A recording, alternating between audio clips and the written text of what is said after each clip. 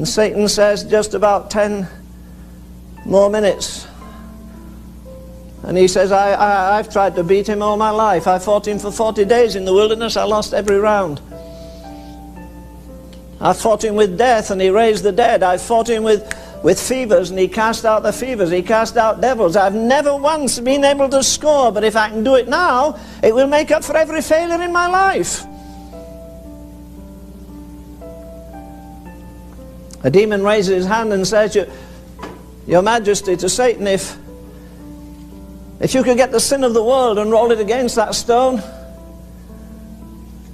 even the sin of all these so-called disciples, and the sin of the high priest, and the sin of the Roman Empire that's been against him, and all the sin right back to the beginning of the ages, if you can get all the sin against that stone, he'll never move it.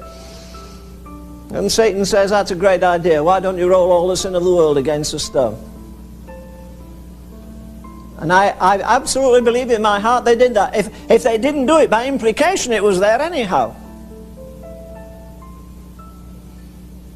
Well, I think he still might get out. What do you suggest? Your Majesty, I suggest you rally every demon in hell. Now you've got the stone, the wax, the seal, the soldiers, all the sin of the world, and every demon with his shoulder against that stone. They have supernatural strength. One of the latest things I read is we wondered for centuries, millenniums, how those amazing pyramids were built.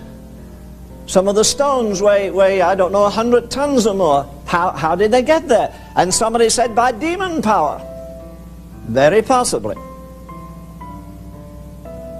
So you've got the stone, the wax, the seal, the soldiers, the sin of the world, and every demon. And Satan says, now hold it now. We've just 10 more seconds to go. And he says 10, 9, 8, 7, 6, 5, 4, 3, 2. He's just going to say 1, and the Holy Ghost beat him to it.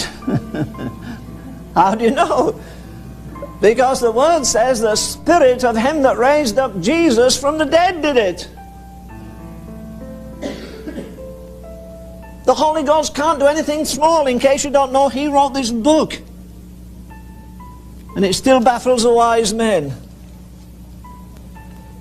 Everything depends on his resurrection. If there's no resurrection, I have no hope for the future. There's no coming Christ. There's nobody at the right hand of the Father to make perfect my imperfect praying.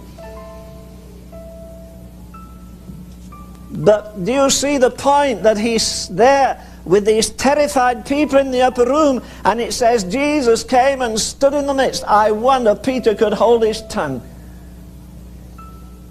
What does it say? It says in John's version, he showed them his hands and his side. If you read the 24th chapter of Luke, it says he showed them his hands and his feet. What's the difference?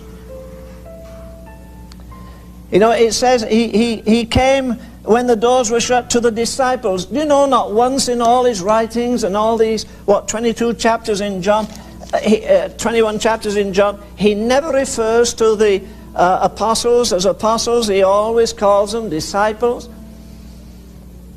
And then in Luke 24 he says he showed them his hands and his feet.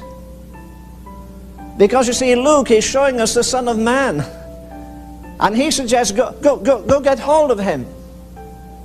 But John is showing us the Son of God. He says that he showed his side where they cut through near to his heart and water came out as a sign of the eternal love of God.